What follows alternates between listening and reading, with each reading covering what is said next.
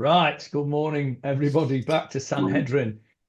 We managed 4 words last week and then got sidetracked on the Rambam versus the Raavad, which was all very interesting. Very interesting discussion. Worth listening to the last 15 minutes or so of the shiur if you didn't listen to it. But we're going to try and do a little bit more today. I'm going to put the Mishnah that we're dealing with on the screen straight away. It's on page 130. In Michael and Johnny's Steinsaltz Gemarah. And there it is on the screen for the rest of us. Okay. We are over here in the Mishnah. We said last week, Ein rochvin al suso. One may not ride on the king's horse. And right at the end of the shiur, Jackie pointed out to us that it was very topical. Because there was somebody, and I wanted to spend a minute on this. There was somebody who we read about last week who suggested that it would be a very good idea if he himself were to ride on the king's horse. Now, who might that? Haman. Yeah, Haman suggested to Achashverosh. Achashverosh says to him, what should we do with somebody who the king would like to honor? And Haman says to himself, oh, it must be me. So he says, well, we should dress in the king's clothes, ride him on the king's horse, lead him around the street on the king's horse. And interestingly enough, it says that the... this is from Mark Feldman about canceling flights. It says in the Megillah that not only did the king have a crown, but the horse had a crown. Do you remember that? Yeah. Let's just see if we can find it. Hang on a sec. Let me get the Megillat Esther up and see if we can find it easily. I reckon it's about chapter 4, maybe.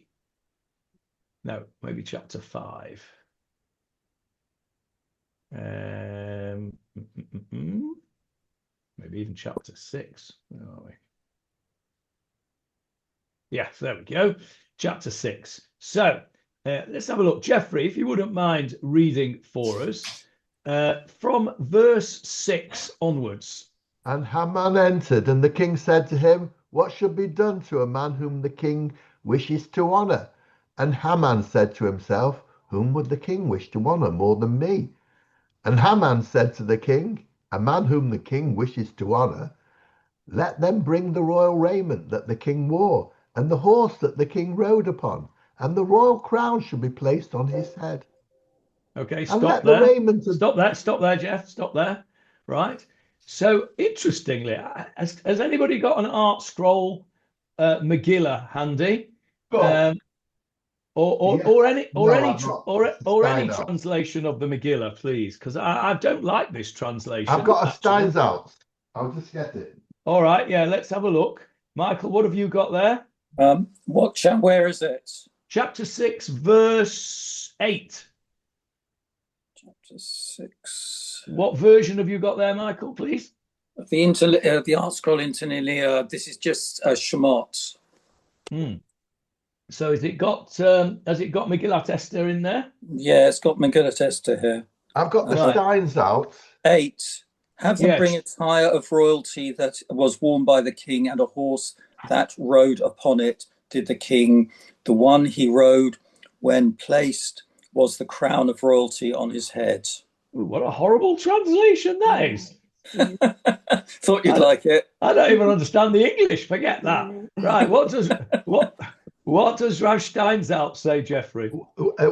Tell me where I should be looking. Chapter 6, verse 8.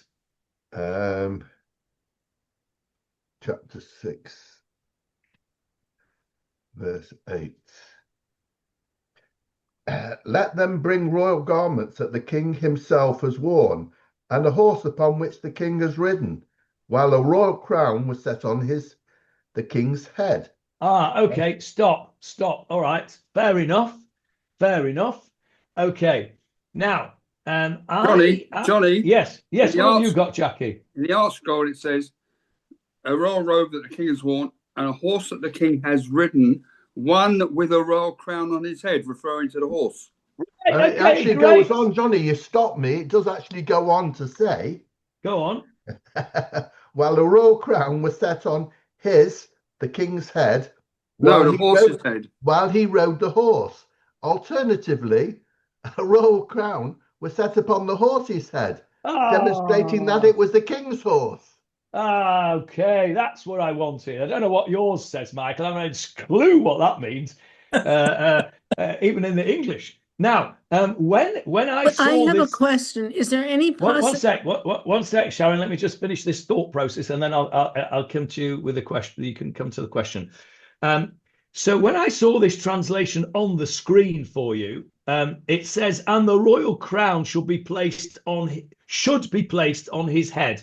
That is not an accurate translation. That's why I asked you to go and have a look at your translations, because the Hebrew says like this: Yaviu levush malchut. They should bring the king's clothing, asher lavash bo hamelech, which the king wore, v'sus, and the horse, asher rachav alav hamelech, which the king has ridden, v'asher, and upon which nitan was placed, kete malchut barosho, the crown of kingship on his head. Now, I understand that it could be understood to mean that it's on the king's head. But actually, the words say, if you analyze those words carefully, those go scratch that little itchy place under my back. The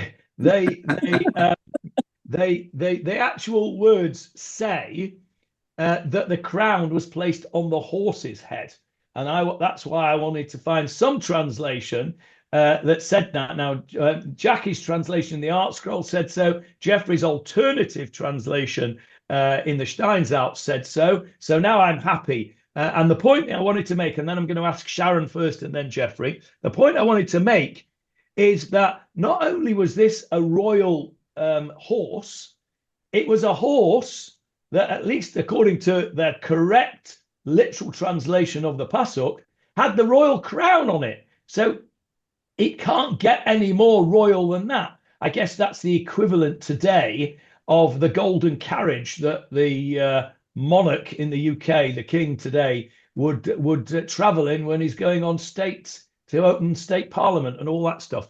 So this horse is a very, very significant horse. And why did Haman want that for the man who he thought he was honored? Because he thought he should be king. Now, if you're the king, and you'll see later on when I come back to it, you'll see if somebody asks to ride on your horse, that is tantamount to an act of rebellion. So he's lucky he never got his head chopped off there and then, actually, and we'll come back to that in a little while. Sharon.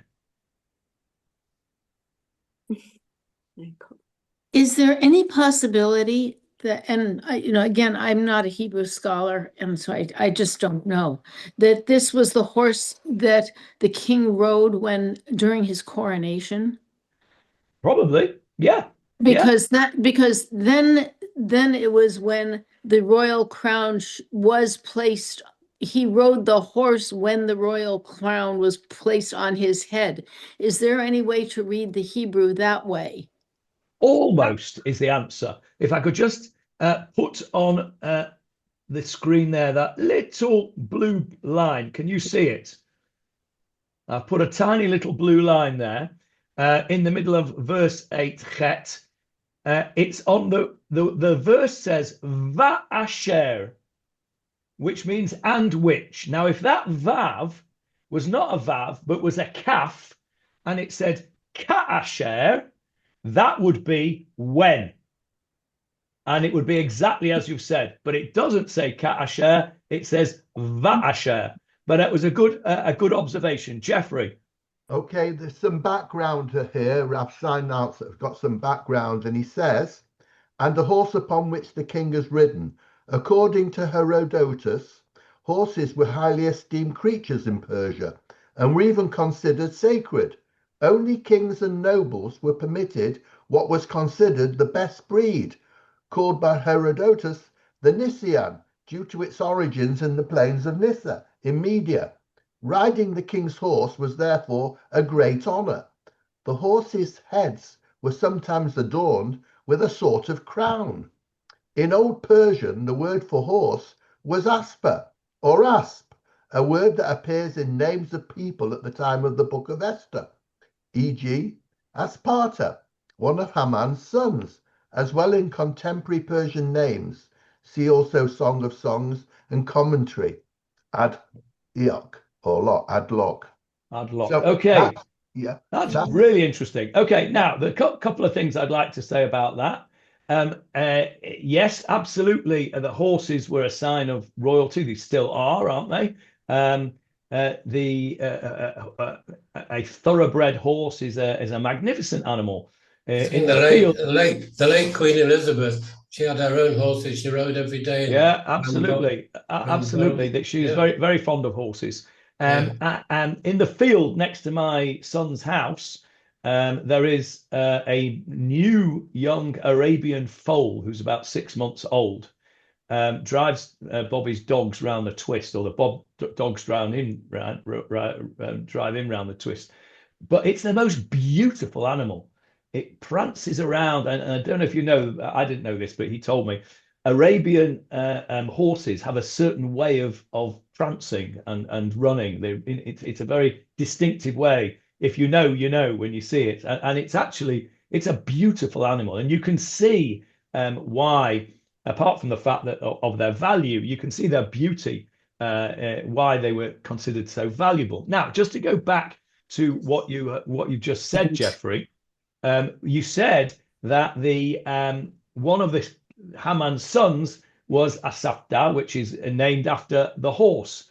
Right? Can you imagine today calling somebody a Stickfert by his name? Stickfert, that's Yiddish for a bit of a horse. It's not a polite term.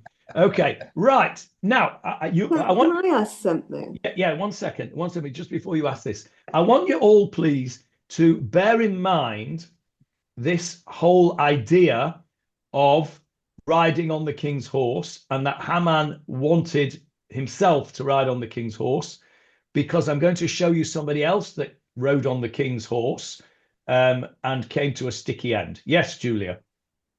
Sorry, mine's not a particularly astute question, but it seems to me it's not practical to put a crown on a horse's head, and I'm not quite sure how it works.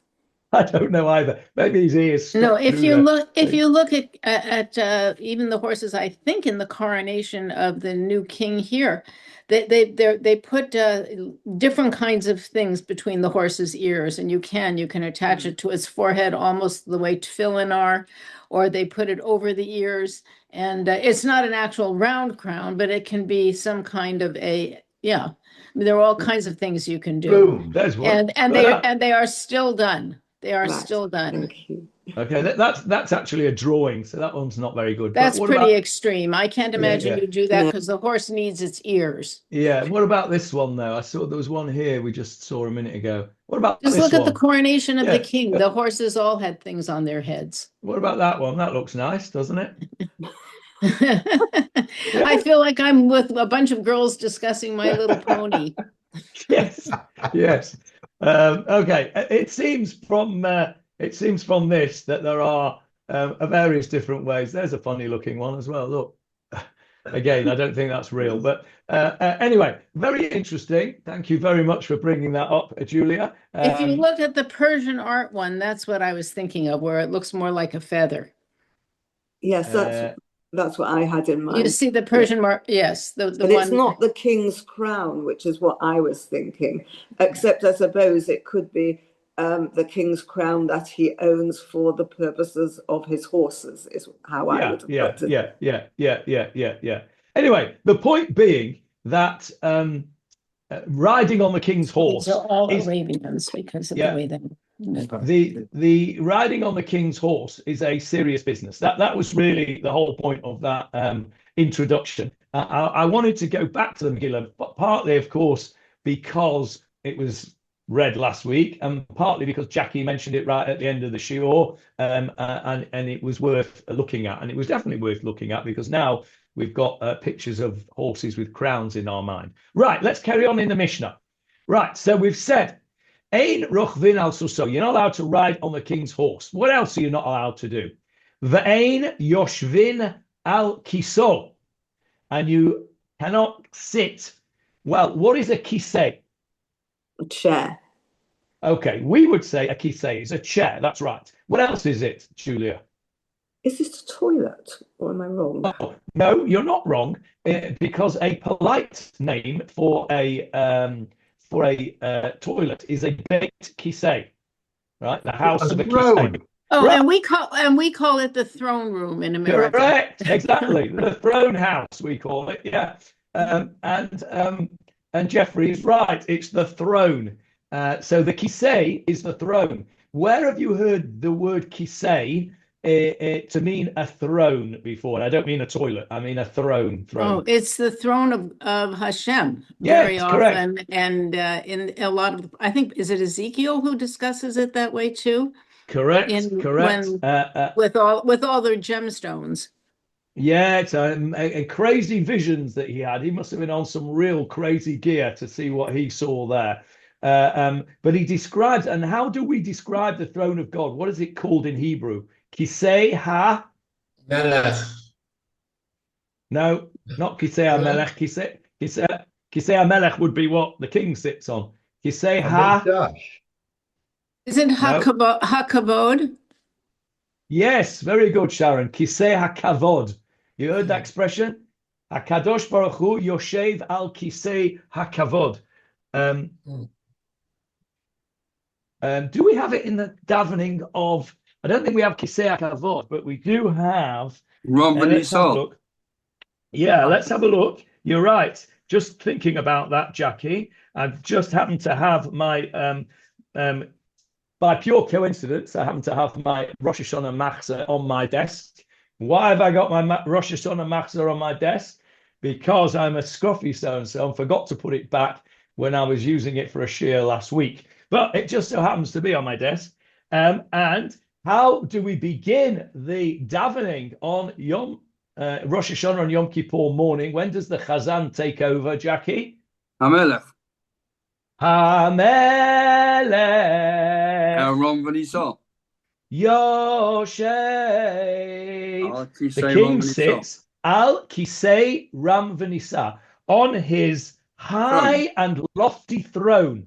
Okay, so kisei is a throne. So going back to our Mishnah, ein yoshvim al kiso.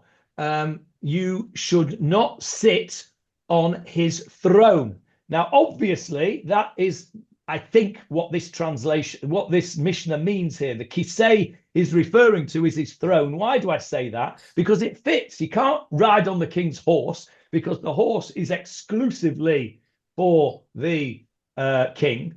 And he can't sit on the chair that is exclusively for the king, which is the throne, right? The throne. So I think it's referring to the throne. Now, there is another pasuk that you have all said, well, at least I think all the men will have said at some point or other in your lives, and you will have heard it, everybody will have heard it, every single Shabbat, where we refer to the kisei.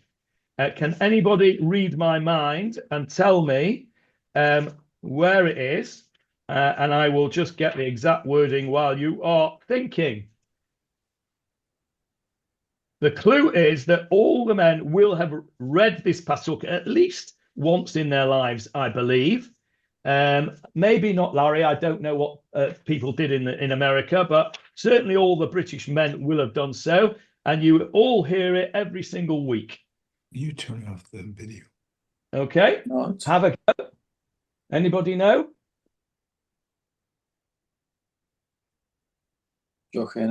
Is it? Well, we know it's Shochanad, but that's That's Well, right. Okay, what have all you men, British men at least, all done at least once, probably? Vermisland. Good, very good, Jackie. You're on the right lines. And what do you do in your bar mitzvah? Usually, at least in the United Synagogue, Say the brachas. you say which brachas? Baruch Hu et Hashem. Yeah, okay. And then what do you do after you've said the mafti? You do the Haftarah. Haftarah. Right, now we're getting somewhere. What about the brachot of the end of the Haftarah? That's why I said you've all done it at least once. Al Kisei Rom Vanisa. No, but you're right. Al Kisei. Hayoshev al Kisei. No. No, but you're getting there. Come on. I'm not going to give it to you. You know this. Oh, I forget the.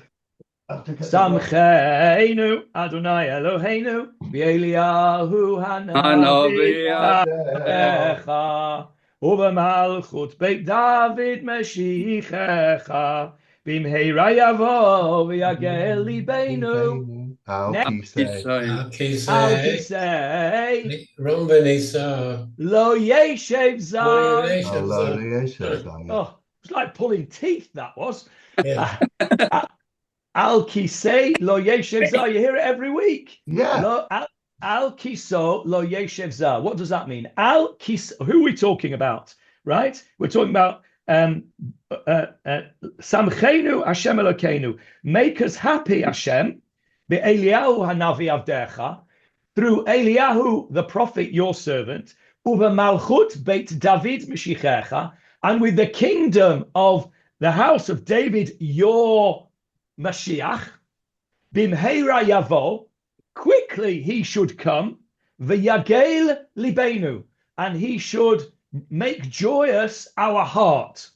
Al Kiso, on his throne, meaning King David's throne, yeah, he's the subject we've just said, on King David's throne, Lo Yeshev Zar. What's a Zar? Stranger. Zar. Yes, very good. Zayin and Gimel are interchangeable. Yeah. Right? So Zar means strange. Okay. So Al Kiso Lo Yeshev Zar. On his throne, no stranger should sit. Meaning what? That only somebody from the house of David should ever sit on the royal throne. It comes from our Mishnah. Yeah. You're not allowed to sit on the throne of a king. Who's our king? All the descendants of King David. Right? We're talking about human kings here, not godly kings. So this pasuk from the Haftarah, the brachot of the Haftarah, says, Hashem should make us happy through the kingdom of King David, and no stranger should sit on his throne. Right? And that comes from our Mishnah. Yeah. Okay. Did the bracha not come before the Mishnah? Did the bracha come before the Mishnah? Probably not. Okay. Probably not. But anyway, the Mishnah comes from the Torah, doesn't it? From our famous Parshat HaMelech, from what you're not allowed to do. The king said that we said it. You shall surely place a king. Som tasin. Remember, we had that extra expression, which meant you have to be in awe of the king. You don't sit on a king's throne. You don't sit on a king's horse, and you don't sit on a king's throne. When they're talking about sitting on the throne, surely they don't mean exactly the same way as sitting on a horse. In other words, sitting on a throne means taking the reign of the king, taking the place, not actually physically sitting on the throne. It means both. The reign of the horse.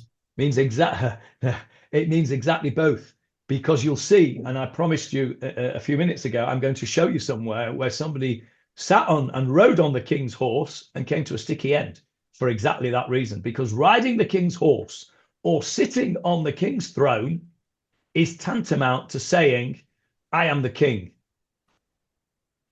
And I have therefore deposed the current king. That is called Mardut b'Malchut. That is called rebellion against the king, and the death penalty applies. I'll show you in Tanakh very shortly. But first of all, I want to tell you a great story about Lady Godiva ride on a horse. Lady Godiva did ride on a horse, but I'm not going there. But I do want to tell you a great story about this pasuk. Al kiso lo yeshev zar. On his throne, no stranger shall sit. Now, in order to understand this story, you have to understand the layout of the Perth Hebrew congregation. Behind the Oren Kodesh in the Perth Hebrew congregation, to the sides of the Oren Kodesh, there are two doors, and those two doors lead to a corridor behind the Oren Kodesh, and in that corridor is the workings of the shul. There's the shul office, there's the rabbi's office, and then just a little around the corner there is the rabbi's private toilet. Where's this, Johnny? In Perth, in Western Perth. Australia, right? There is the rabbi's private toilet around there. And so to go, Jeffrey knows where we're going with this. I think I might have even told him already about this. Anyway, my son, as you probably know, is the rabbi of the Perth Hebrew congregation. And on the door of his private toilet says the sign, Al kiso lo yeshev zar. On his throne, no stranger shall sit. So that pasuk is there in all its glory. Al kiso lo yeshev zar. I have to admit that every week when I hear that pasuk in the bracha of the Haftorah, it brings a smile to my face. So, Johnny, there you go. Yes, Jackie. The fact, do you remember Pharaoh would not even go to the toilet? He would do his ablutions in the Nile. Correct. Would that have anything to do with that Mishnah? I don't think so, because this Mishnah here is not talking about that kind of throne. It's talking about the royal throne, as opposed to, the rabbi's throne. Or in the throne room. Anyway, it just amuses me. My son, who's almost, how old is he? He's almost 40, I guess. He's just had his 39th birthday. He's still full of toilet humor. My 2-year-old grandchildren have got to that stage. I'm sure yours have all had the same. And we called them up the other day, and my son said to the twins, "What have you got to say to Safdie?" And one of them said, "Poo," and the other one said, "Khaki," and killing themselves laughing. That's a 2-year-old. My 39-year-old chief rabbi son is still in the toilet humor period of his life with Al Kisei Lo Yoshev Zar. Anyway, we digress. Let's go back to the Mishnah. Ein Yoshvim Al Kiso. You don't sit on the king's throne. Let's just go and finish three more words before I show you where somebody rode the king's horse. Actually, it wasn't the king's horse, it was the mule, but it was the same thing, and came to a sticky end. Because the next bit's important for when we get into the nitty-gritty of the Gemarah. Ve'ein mishtamshin b'sharvito. And you may not use, lehishtamesh means to use, that's a You modern... need to share the screen, Johnny. Oh, have I not shared? It is shared. Oh, okay. Go down to the bottom of your screen, Julia. You might see a second screen. Sometimes when you're sharing it, there's a second screen. Can everybody else see the screen? Yep. Yeah, okay. So, ein mishtamshin b'sharvito. One may not use, lehishtamesh means to use, sharvit. What is sharvit? The scepter. The scepter, correct. Where have you heard that word before recently?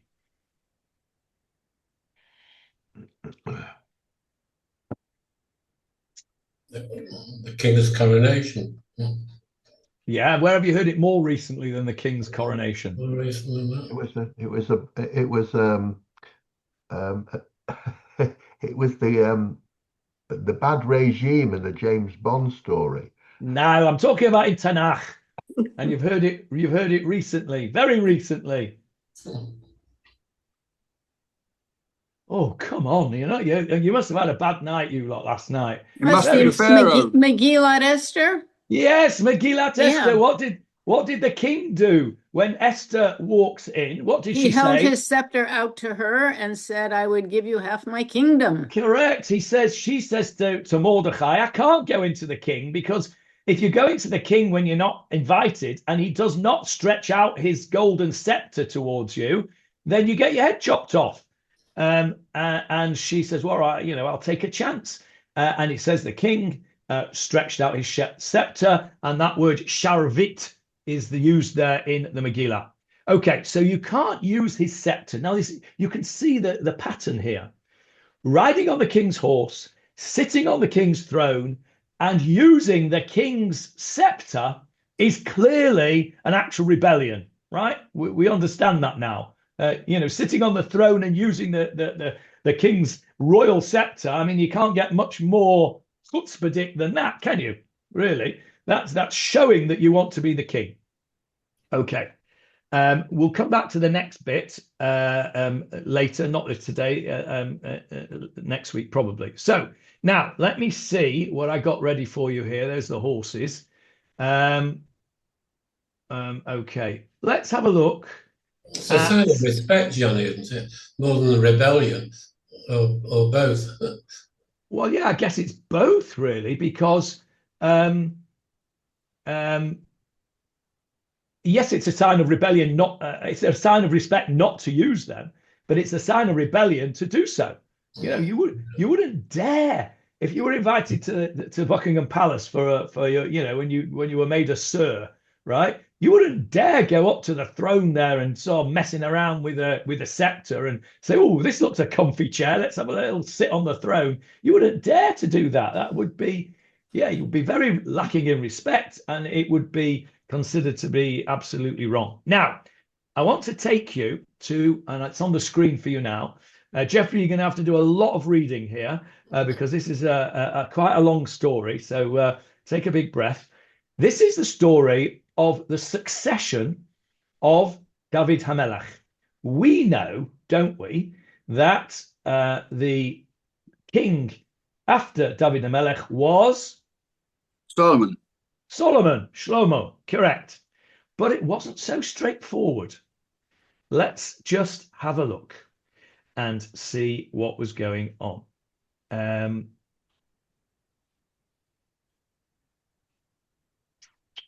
Right. So there was another brother who fancied his chances as the king. Who was that? Absalom. Avshalom's dead by this time. Abishag.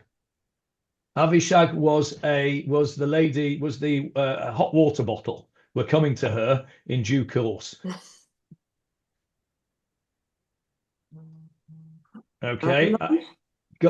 Amnon was also dead by this time. The other one. We've had 4 deaths, remember? We had the baby, Amnon, Avshalom, and who was the 4th one? Because it's the one, this is the one. Adoniyahu. Okay. Right. Now then, let's just go over to chapter 1. Right. So here we go.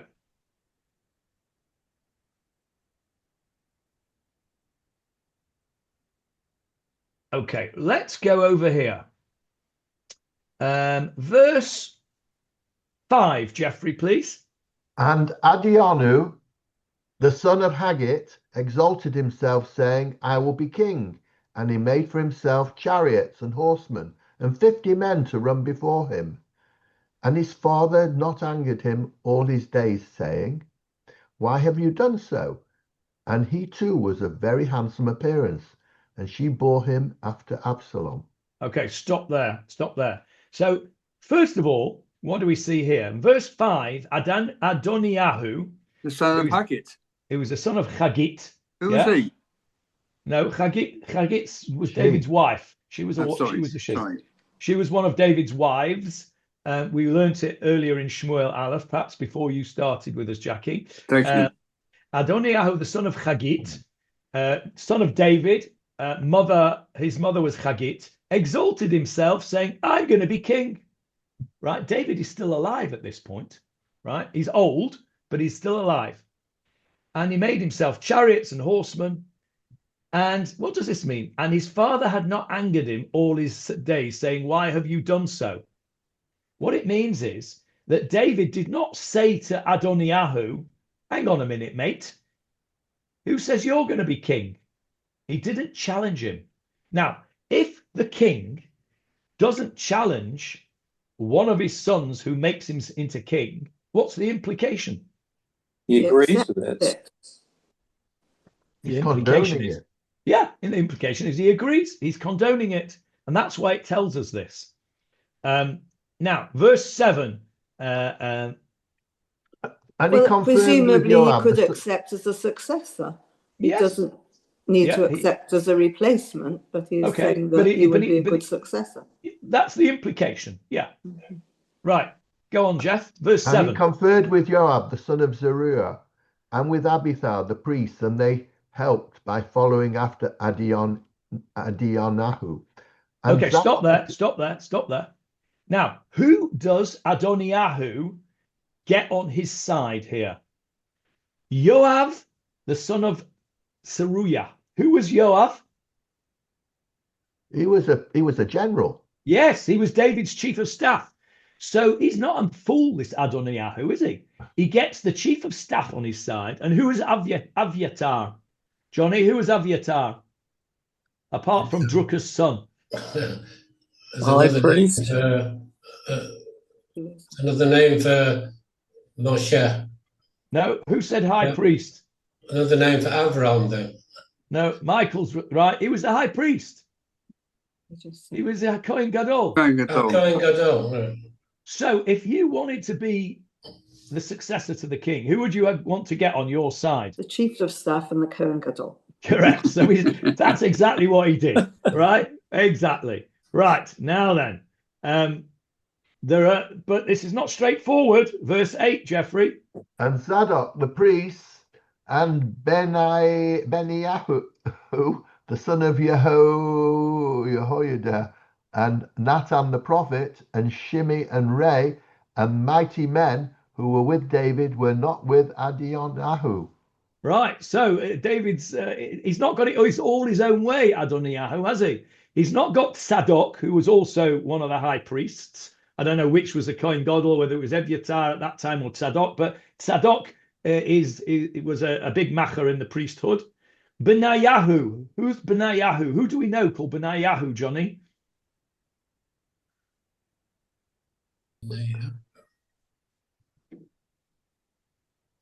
The Rav's second son is called Benayahu. The one who is, well, they've all got beautiful voices, but he's the current superstar, Benayahu.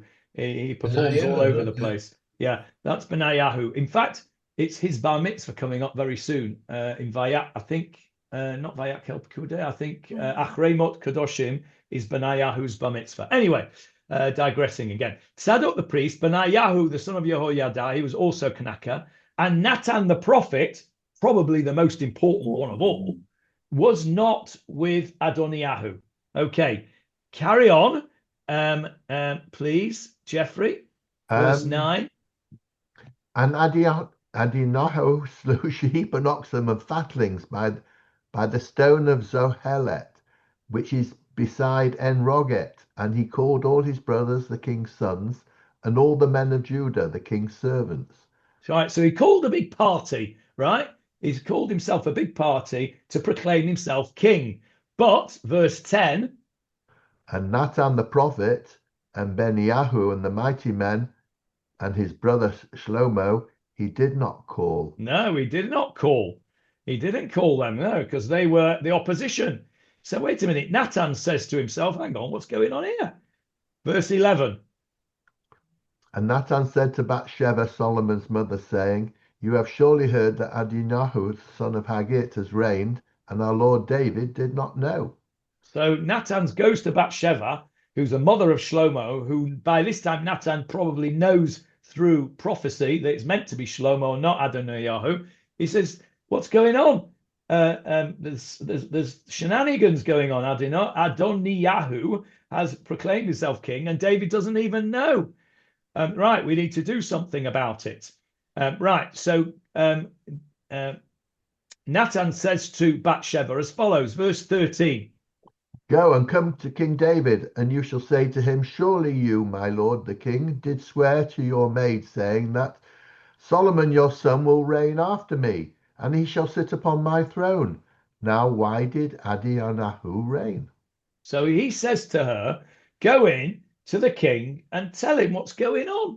And then he says, verse 14, while you're there, go on. Behold, you are talking there with the king, and I shall come in after you, and I shall complete your words. So he says, and I'll come in, and I'll, back you up. Right, so that's what Where he did. Where does it actually say previously that Solomon should become king? Did David say Solomon should be king? Yeah, we did read that. It's later on. We know from here that it's already happened, but you'll see later on in this chapter, we're going to come to it in a minute, that David promises it to Bathsheba. But we know it from earlier on as well. Okay? And so then she comes in. She comes in and she says, you swore to me that Shlomo's going to be the king. Right. Right. Verse. And so she says to him, and look, he's having a big party over there. And he's got Aviatar and he's got Yoav, but he didn't call Shlomo. What's going on here? Verse 20. And you, my lord the king, the eyes of all Israel upon you, that you should tell them who shall sit on the throne of my lord the king after him. Right. Who shall sit on the throne of my lord the king? Meaning the one that's after him. Yeah. But once you sit on the throne of the king, that is the sign that you are the king. Okay. Fine. All right. Now then, where did I want to show you now? Hang on.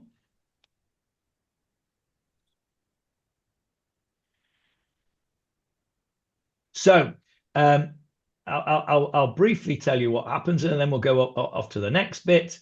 Here we go. This is what happens. So he says to him, go, verse 33. And the king said to them, take with you the servants of your lord, and you shall cause Solomon my son to ride on my own mule, and bring him down to Gihon. Oh, you shall cause Solomon my son to ride on my own mule. Okay. Mule being horse, interchangeable here. Read on, look at the Hebrew. Al ha-pirda asher li, my mule. Solomon riding on the mule is telling everybody, when everybody sees down in Gihon, Gihon is at the bottom of the hill there. You've all been into it probably, the Gihon Springs in Ir David there. That was the seat of the power, the Gihon.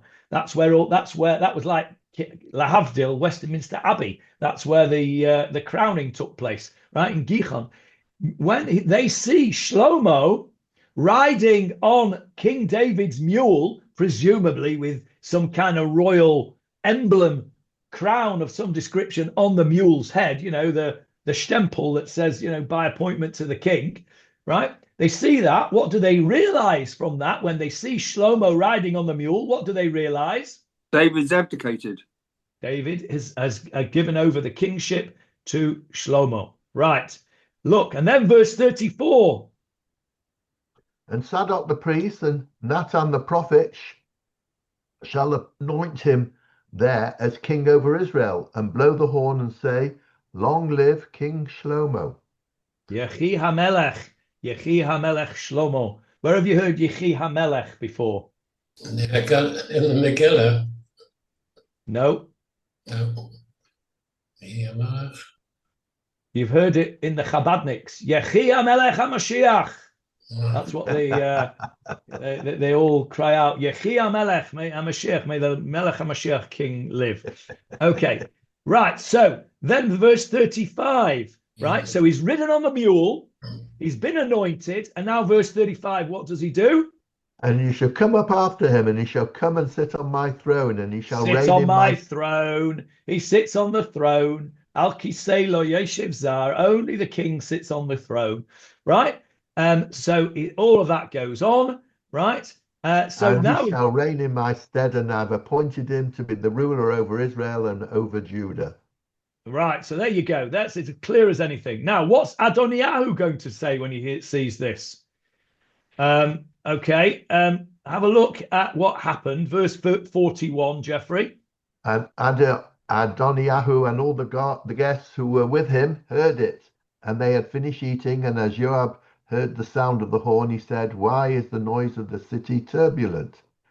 While he was still speaking, and behold, Jonathan the son of Abiathar the priest came, and Adoniyahu said, "Come in, for you are a valiant man, and bring good tidings."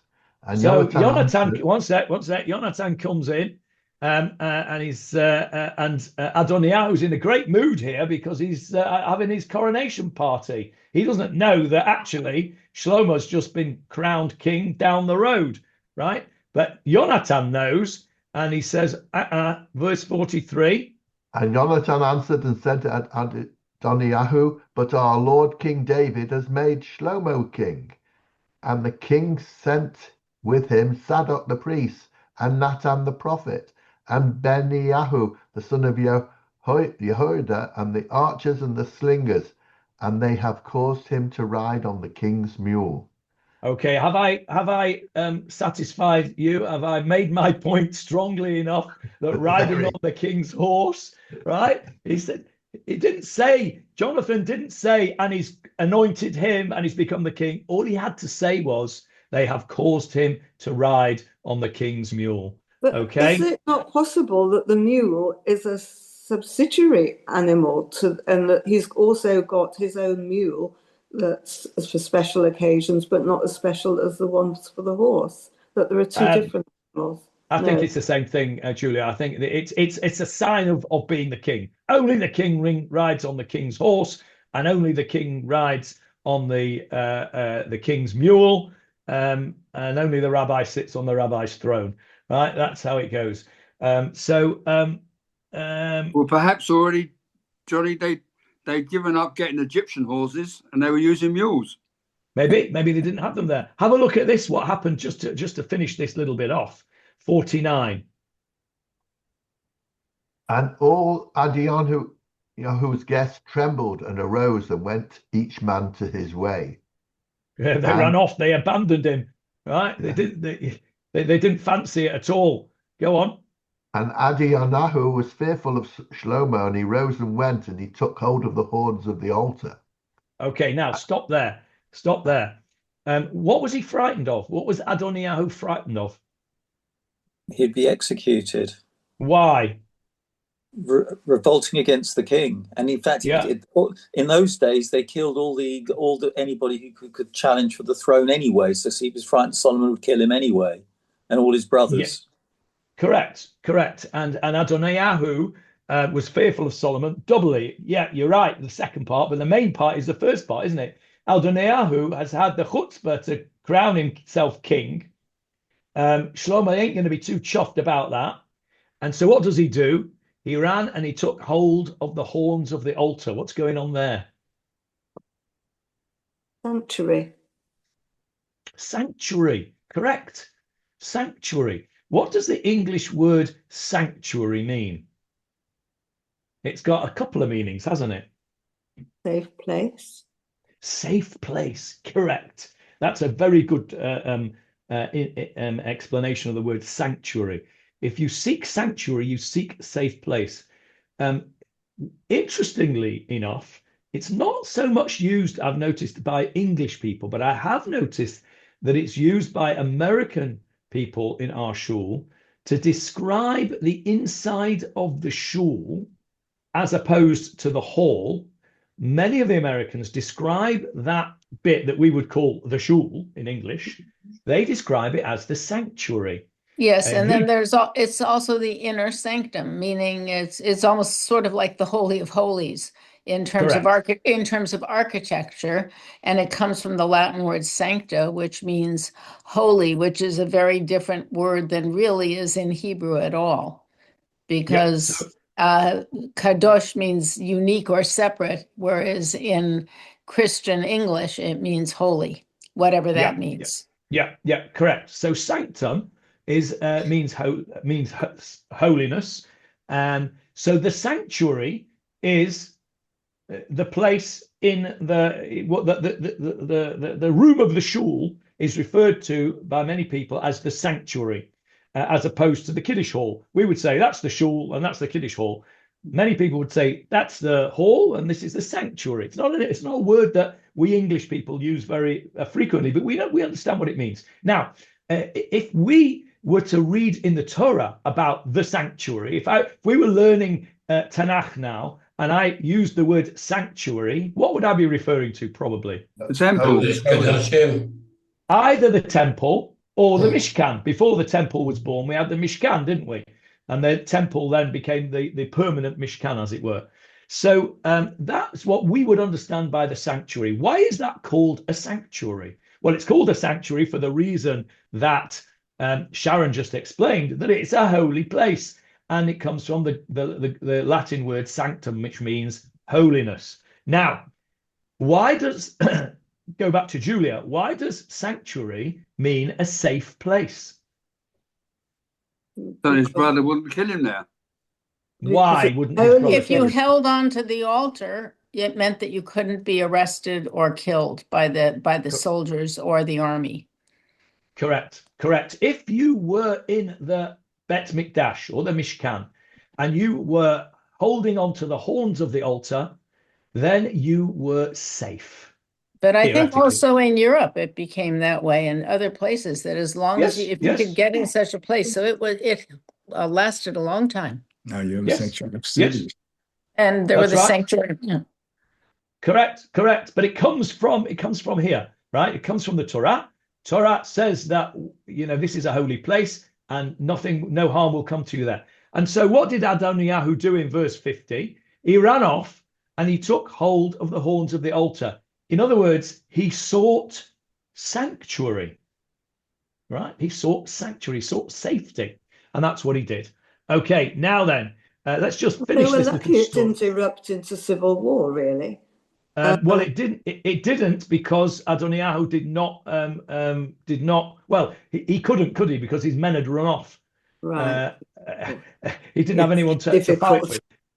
But he would have done had they not done. You're quite right, Jeffrey. Verse 51, please. And it was told to Solomon, saying, "Behold, Adoniyahu fears King Solomon, and behold, he has taken hold of the horns of the altar, saying, Let King Solomon swear to me today that he shall not kill his servant with the sword." Okay, so Adoniyahu has admitted Solomon is the king. He calls him Hamelech Shlomo, and he says, please promise me that you won't kill me. Carry on, Jeffrey, 52. And Shlomo said, "If he will be a valiant man, even one hair of his shall not fall to the ground. But if wickedness will be found in him, he shall die." Okay, so Solomon says, okay, well, it depends. If you're a decent guy, you're okay. If you're not, and you cause me tsoros, then you're going to have it, right? And so what happened? Verse 53. And King Shlomo sent, and they brought him down from the altar, and he came in and prostrated himself before King Shlomo. And Shlomo said to him, "Go to your house." So in other words, he came in and he paid homage to the king, and he did not do civil war, Julia. Basically, I suppose because he didn't have anyone to do it with. Okay, now then. So that was the story. Now we've proved there very, very well that okay, that's for the next week. Okay, let's go back to the Gemarah. Johnny, we proved your point because on the last line there, they call him King Solomon because he's ridden on the horse and sat on the throne. He's already the king. Absolutely correct. And so, does that mean David's abdicated? David has at this point in the story, let me just go back and just get back to Malachim, back to chapter 1. He was very feeble. It was at the end. Had he abdicated, effectively, he had abdicated to Shlomo, yes. He was still alive, I think, at this point. Yes, he was still alive. Yeah, but because they got Abishag to keep him warm. Yeah, we're going to do that next week. Great. Yeah, there it is. That's the X-rated bit coming up next week. Verse 3 over there on the screen for you, but we're going to do that next week. So, so he's still alive, but he has abdicated. Effectively, he's abdicated to King Shlomo. Right. So we have now proved, I think, pretty decisively that riding on the king's horse or mule, sitting on the king's throne, or using his scepter is tantamount to declaring yourself the king. However, we're going to see in the Gemarah that the Gemarah extends this bit, and this is where we're going to start next week. The Gemarah extends its understanding of this bit here, Ein mishtamshin b'shar vito. We do not use his scepter. The Gemarah is going to extend that to show us that actually a person is not a commoner, is not allowed to use anything. Any private chattel of the king is not allowed to be used by a commoner. That is where we're going to go with that in the Gemarah next week. But in order, just so that we don't go out of order, as you know, what happens is we read the Mishnah, and then the Gemarah dissects the Mishnah bit by bit. So the Gemarah is going to dissect this Mishnah, this bit of the Mishnah here next week. But just to finish the Mishnah, and we won't be coming back to this bit of the Mishnah that we're going to do now for many, many weeks, because we're going to start dissecting the early bit. But the Mishnah goes on to say, and I'm just not going to get into any discussion about this now, just so we finish the Mishnah. Ve'ein ro'in oto kashehu mistaper. You may not look at him, you may not see him while he's having his hair cut. Ve'lo kashehu arom, and you're not allowed to see him while he's naked. Ve'lo kashehu bebeit hamerchatz, and you're not allowed to see him in the bathhouse. Shenema, because it says, Som tasim alecha melech. We talked about it last week, this double expression. You shall surely put a king upon for yourself. Remember, we had all sorts of different discussions and we had different translations. But and I think, if I'm not mistaken, Sharon's translation says, you shall appoint, yes, appoint, and really stressed it really well.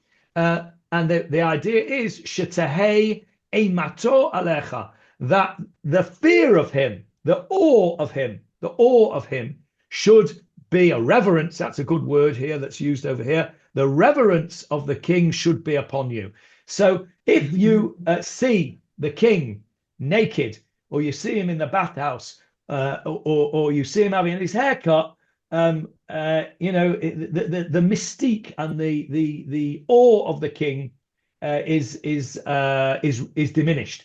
I remember when I was a kid, if I ever saw one of my teachers outside of school, right, it was very, very unusual because my school wasn't in the place where I lived. It was a little way away. But if I ever saw one of my teachers outside of school, I was horrified, terrified and horrified, ran away, right? When it came to my kids who lived in the same areas, they would see him in the mikveh on Friday morning, right? Naked. And of course, they didn't have the same respect. I remember, I remember my father used to say, even the Queen has to go to the toilet.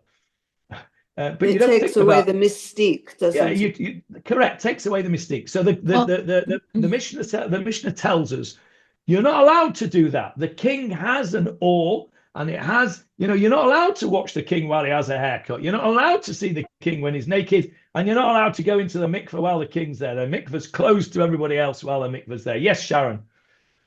First of all, it wasn't my translation. It was Elliot Fox's translation, which is an attempt to get the cadence of the biblical Hebrew and the way of it, and emphasizing as opposed to pure translation. And it's a fascinating translation to read. But secondly, I'm looking at this and thinking, we have, you should honor your father and your mother, and that you shall only, I am the Lord your God, and you shall have none other. That much of how we treat the king is also how we must be aware of awe and hierarchy regarding God and regarding parents. That the whole thing is a integrated hierarchy of behavior, setting aside and making special, and looking at how does one do that. Because to say I'm afraid of someone, well, that may mean he's holding a sword over your head. But to be in awe and fear, it is a much more multifaceted thing. And so I'm looking at this and thinking, okay, what is this an allegory or a metaphor for in any of those cases? And I'm going to try to hold that as we go through the next several weeks. Yeah, I think you're absolutely right. I want a couple of comments on that, and then we'll finish. Number one, that's absolutely right. I do not like the word fear when we are describing our relationship with God or our parents, because the English word fear implies frightened.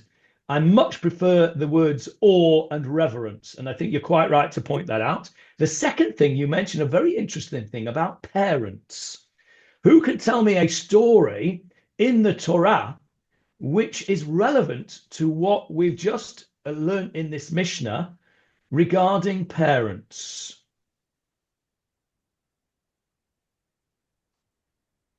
How the patriarchs listened to their fathers and mothers and married who they were told to marry. Go back. I'll give you a bigger clue. Go back before the patriarchs, even. Cain and Abel. After Cain and Abel, before the patriarchs. There's only one. After Cain and Abel, and before the patriarchs, there's only one major figure. No, I'm thinking of Adam and Eve, who realized that they were naked. And Noah, because he was shaken. All of that. Yeah. Correct. You're right. It wasn't what I was thinking about, Sharon, but you're right. They were naked and they were embarrassed. Jeffrey's got it. Noah. Do you remember what happened? Noah got drunk. He was naked in his tent, and one of his sons went in, saw him naked, and covered him up. Came out and made fun of him to his other brothers. His other brothers went in backwards so that they would not see the nakedness of their father, covered him over, and treated him with respect. Exactly as you've said, Sharon. Beautiful. Lovely, lovely, lovely. Very interesting discussion. We have managed to finish the Mishnah, albeit rather rapidly at the end, but we're going to start the Gemarah next week, where we're going to talk about Avishag, I don't know what we'll call her, the servant of David. We're going to talk about that. We're going to go back to Malachim Aleph, and we're going to learn it in the context of this Mishnah, which says you cannot use the scepter of the king. So that's what we're going to do next week, please God. But may I add one thing, that I'm very excited about your presentation tonight, and I look forward to joining all of my Talmud classmates listening to that. And I hope that it's going to be a really enriching and opening experience, which is another way of giving kavod. Okay, Not just closing around something with awe, but seeing awe as something because it expands us. Okay, I was going to talk about that when I stopped the recording, so I'm going to stop it now.